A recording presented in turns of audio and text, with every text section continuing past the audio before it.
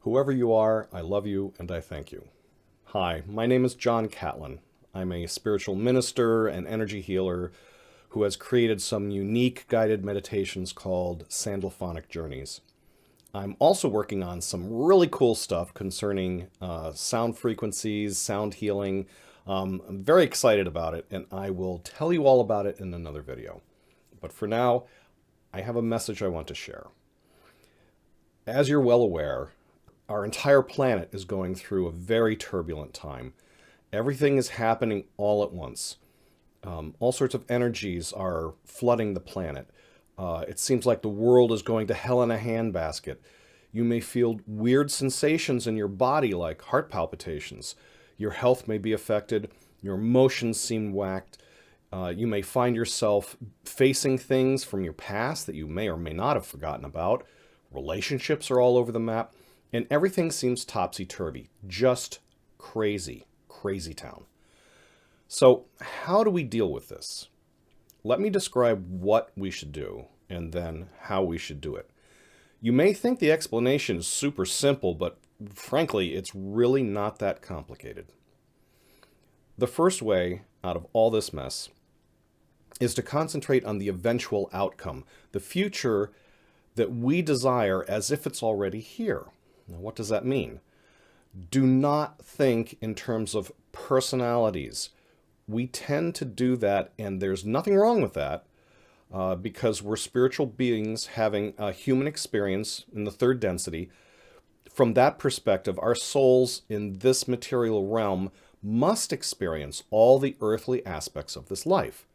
So I'm not saying we aren't supposed to feel anger, frustration, and fear, as well as joy, compassion, and love. What I am saying is that our souls must also experience the spiritual aspects of this life.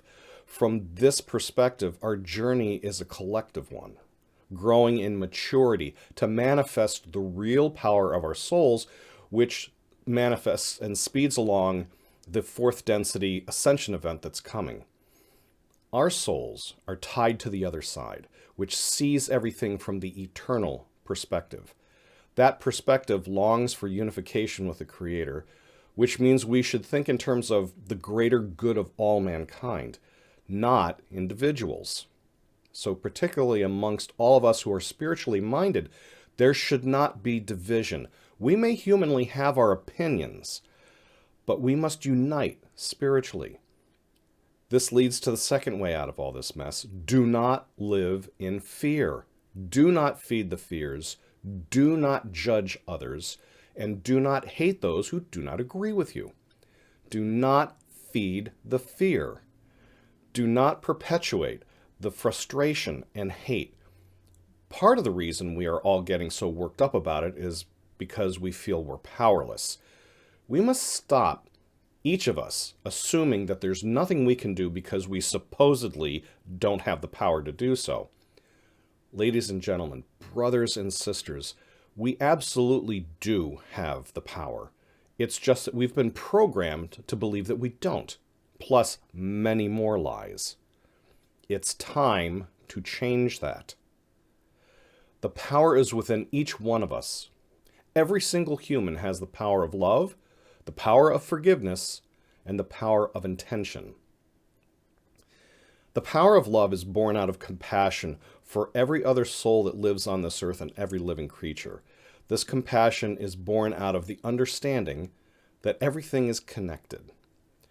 The power of forgiveness is born out of understanding that we humans are far more similar than we've been led to believe, and that the universal golden rule goes much farther than expected.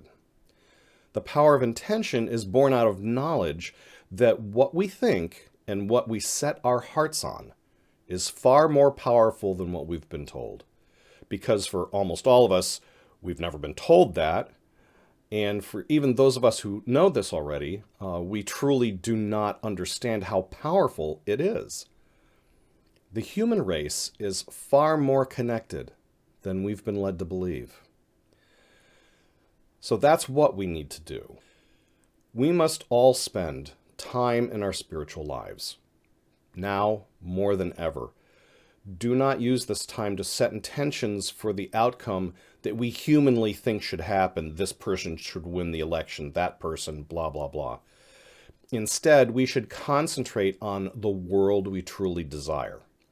Spend your spiritual practice on the overall outcome, not how we get there.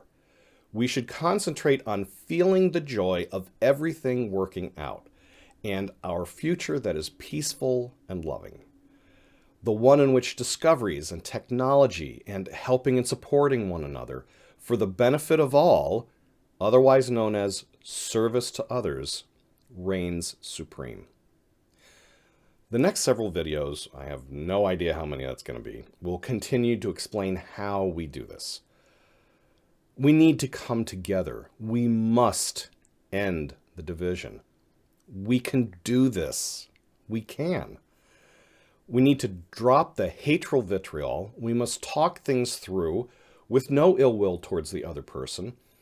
We must find what unites us. We must unite. We must sometimes agree to disagree without it becoming the end of the world.